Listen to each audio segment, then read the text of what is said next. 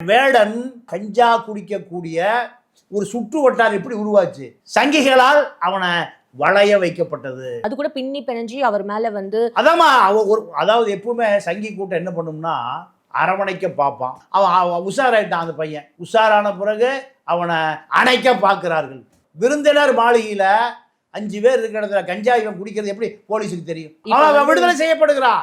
அவன் முடிவு பண்ணிட்டான். வளையம் நம்மை அணைக்க பார்க்கிறது, கழுத்தை பிடிச்சி அணைக்க பார்க்கிறது, நம்மை அணைக்கவில்லை.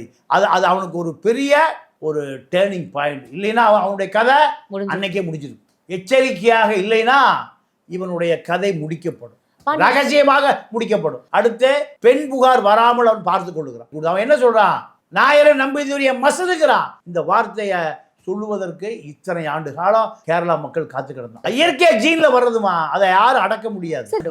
உழைக்கிற மக்களுக்காக யார் பேசினாலும் இந்த மக்கள் அவனை வாரி அணைச்சு அவனை உச்சி மூர்ந்து வைத்துக் கொள்வார்கள்.